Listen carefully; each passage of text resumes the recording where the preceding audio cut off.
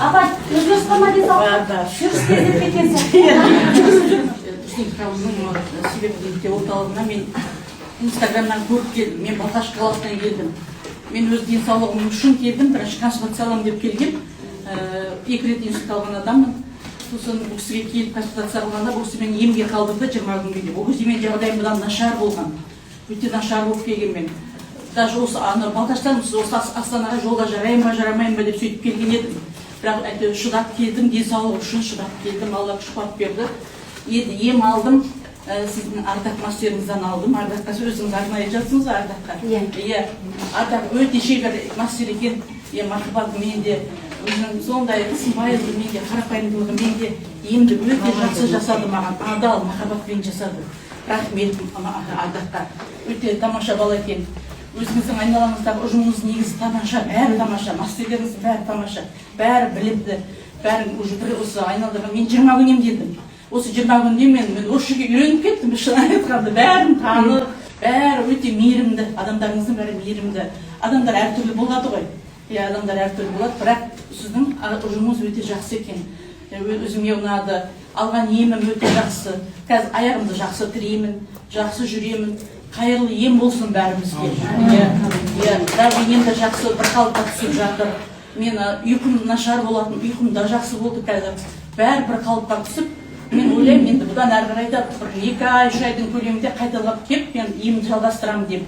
Сол мен сізден консультация аламын ба, алмаймын деп сұрап жатқанмын. Ол кезде келдім. Иә, сол сұрап жатқанмын. Сіз жағдайыңызды айтсаңыз. Иә, жағдайым жақсы болғанын, емін ұйқымда танып, бірінші келгенде сондай ұйықтап отыратын едім ғой, бірінші сабақтарда білесіз ба?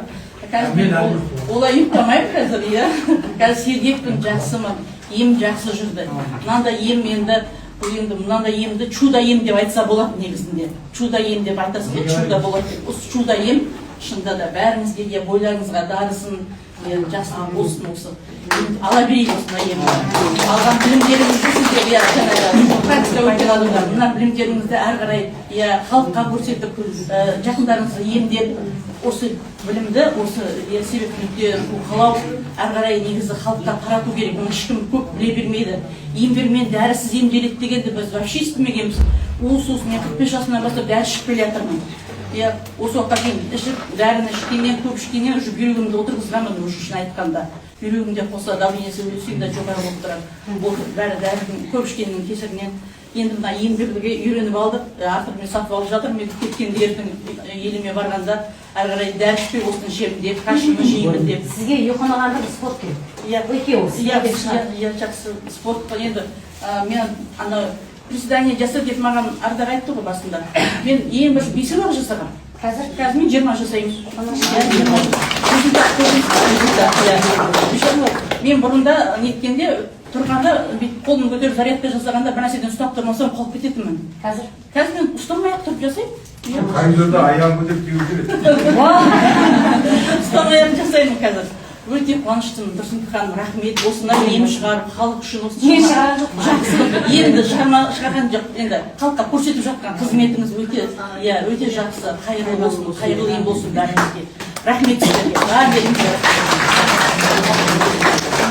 Жазып кетіңіз. Рахмет.